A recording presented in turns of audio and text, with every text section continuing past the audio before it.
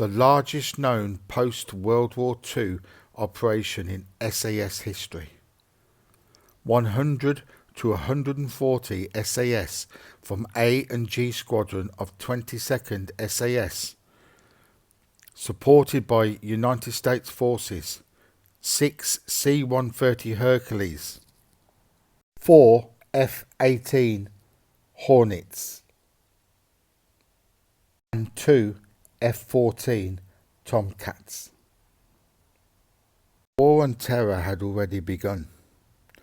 The 9/11 attacks led to Operation Trent, a joint venture by the US and UK governments to disrupt opium production, funding Al-Qaeda.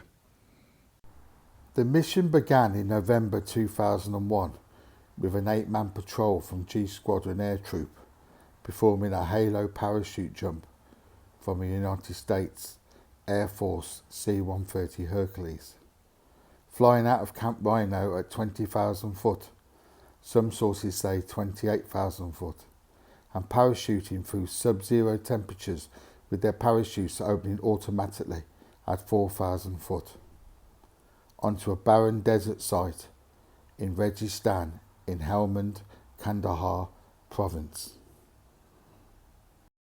The 8-man team was testing the suitability for an improvised airstrip for the landing of the main assault force in 6 United States Air Force C-130 Hercules. The air troop confirmed it was suitable and marked out the 900 foot by 40 foot runway and moved to layup positions. 17 hours later, the fleet of C-130s flying out from Bagram airfield began to land, each touching down just long enough for the SAS to disembark in their vehicles. Operators from A and G Squadron drove directly off the ramps as the aircraft moved along the desert strip before taking off again. Driving 38 Land Rovers, 2 logistic vehicles and 8 Kawasaki dirt bikes, they formed up and proceeded towards their target. 1 Land Rover broke down due to an engine problem. The assault force drove 120 miles, the drive being very difficult due to poor visibility as a result of sandstorms. They drove to a previously agreed forming up point and split into 2 teams. A Squadron was given the task of assaulting the target facility, while G Squadron took the role of FSB, which is Fire Support Base. G Squadron would suppress the enemy with vehicle-mounted 7.62mm GPMGs, M2 Brownings, Milan anti-tank missiles and mortars. This would allow A Squadron to close in on the target. The force was out of range of coalition artillery. If necessary, G Squadron would send in additional men if the attack got pinned down. The assault began with an airstrike. United States Navy F-18 Hornets and F-14 Tomcats bombed and strafed the area, destroying the plant's depots.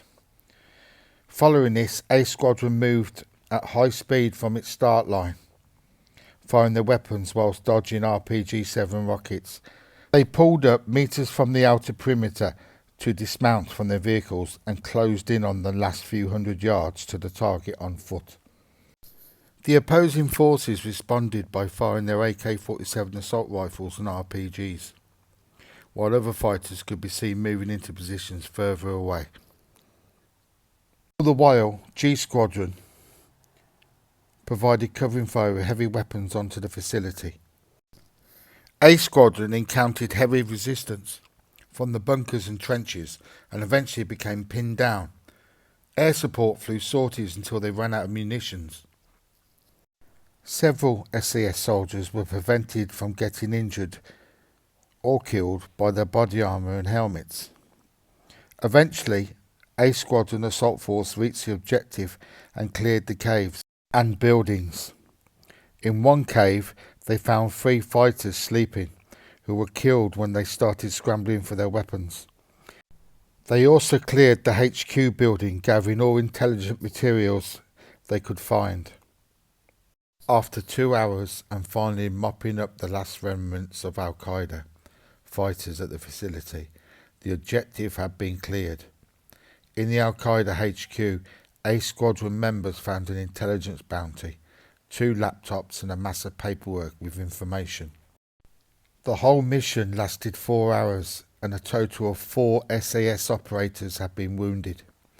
Both squadrons withdrew and reorged with a US Chinook helicopter to extract their wounded, while the rest were extracted by C-130 Hercules.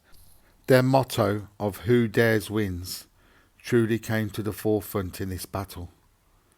They dared and they won.